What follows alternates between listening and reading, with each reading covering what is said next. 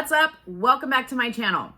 Okay, so today we're going to talk about something that I really don't typically talk about on my channel, which is sports. Okay, I did have a video back in the day about how football players and basketball players and WNBA players were kneeling, but typically I don't talk about the sports world because I don't really watch what's going on in the sports world.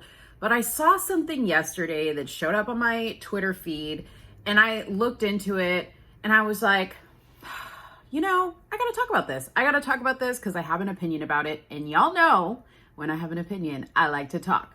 So what the situation is last night on the Inside the NBA show on TNT, I believe it's on, that show has Shaquille O'Neal, Charles Barkley, Ernie Johnson, and Kenny Smith. And they were talking about the recent NBA boycott due to the Wisconsin shooting of Jacob Blake. So I think now there's been a total of 3 NBA games suspended because of them, in protest of this and obviously all the other incidents that are going on. But it was very interesting what happened on the show. So I'm going to roll a clip really quick. We're going to talk for a second, and then I'm going to show you guys something else. So here's the clip of Kenny Smith talking about the boycott. I don't know if I'm even appropriate enough to say it, what the players are feeling and how they're feeling. And I haven't talked to any of the players. But like coming in, even like driving here and getting into the studio, hearing calls and people talking. And for me, I think the biggest thing now is to kind of, as a black man, as a former player, I think it's best for me to support the players and just not be here tonight. And figure out what happens after that. I just don't feel equipped to do that. And I respect that.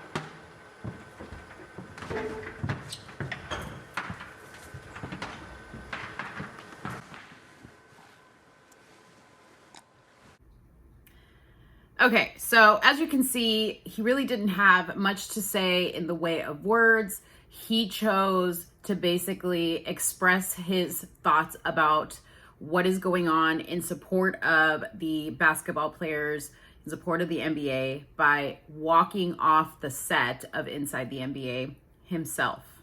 Now, I thought it was a little dramatic, to tell you the honest truth, but whatever. I mean, maybe he was looking for a viral moment, maybe he truly was just kind of fed up and lost for words. And sometimes the moment gets a hold of you and you just kind of feel like, you know what, this is what I'm going to do. I'm just going to walk off. Now, here's the interesting thing about it, because I was like paying attention to Charles Barkley, who was just like sipping his coffee or whatever he had in his cup, like, And, the guy next to him, which was Ernie Johnson, who I guess told him he respected what he had, what his action was. And then Shaq just kind of sat there quietly, and he was on the far end, so you really couldn't see his facial expressions. But really quick, it reminded me of that scene in Jerry Maguire. Who's coming with me? Who's coming with me? Who's coming with me? That's what it reminded me of, because I kind of think, did Kenny halfway expect Shaq and Charles to get up and walk with him? Obviously, because they're black men as well, former basketball players. Did he expect them to get up and walk off in solidarity with him? I don't know. However, after he walked off, Ernie turns to Shaq for his take. Shaquille. The fact that everybody was unified in their decision, I respect that. Because if everybody wasn't unified, we'd be talking about something not important rather than the issues at hand. I respect the guys. I respect their wishes. I respect everybody's thought and processes on how they deal with certain things. African Americans are fed up. People that care are fed up. and something has to change. But I'm with Charles. What is the next step? Something's going to happen next week. Something's going to happen next year. Something's going to happen next month. And I'm with you on whatever stand you take. But are we canceling? Are we postponing? What's the next plan? And how does this eliminate bad people's thought process? I'm not sure that canceling the game is going to make a racist person say, oh, they canceled the game, I'm not going to be racist anymore. We have to identify certain areas, certain problems, root out the evil, root out the problems, and we have to start systematically taking these things down. What Shaq said is really what interested me. And that's really why I'm making this video. Not so much about what Kenny did, but more so what Shaq said, because I really wholeheartedly agree with what he said. So basically, Shaq, he said what Charles said. He's not shocked about what's going on in the NBA. He said that he respects the players' thoughts and their wishes and the manner in which they process things, but he asked a question that a lot of people have been asking, which is, what is next? What are we going to do next? Because protesting, walking off, football fields, players not playing basketball is not going to end racism, okay? Wearing jerseys that say Black Lives Matter, or putting the names of, African-American people that were shot, that you feel were shot unjustly, is not going to end racism. We have to take some action. And Shaq asked a very valid question. And he did it in a way to not be offensive to anybody. He made it very clear that he respected everybody's opinions. And I also respect the fact that Shaq has to be very careful also, because we're in this cancel culture, and God forbid Shaq say he disagree with what's going on. They'll cancel him. They'll call him an Uncle Tom. He'll be done. So he handled it really, really well. I really, really respect Shaq for the way he did that. But he's a businessman. Shaq knows that he has to tread very lightly, but I think he did a really good job getting his point across. Basically, what is the plan? What are we going to do? Are we going to cancel the entire, rest of the NBA playoff season? If that's what we're going to do, fine, then let's do that. Let's not just keep going moment to moment, because the reality is every day there's going to be something new for, whatever foreseeable future. Next year there's going to be this shooting. The following year there's going to be this other situation. Everything is going to constantly be upsetting the situation, but nobody's really talking about what the solutions are. As somebody who has influence, an athlete, an actor, whatever it may be, you really have a lot of power in your hands. And if you don't already recognize that, I want you to think about how you're using it. Yes, you can wear a jersey with somebody's name on it to show that you care about that, or to show solidarity with an issue.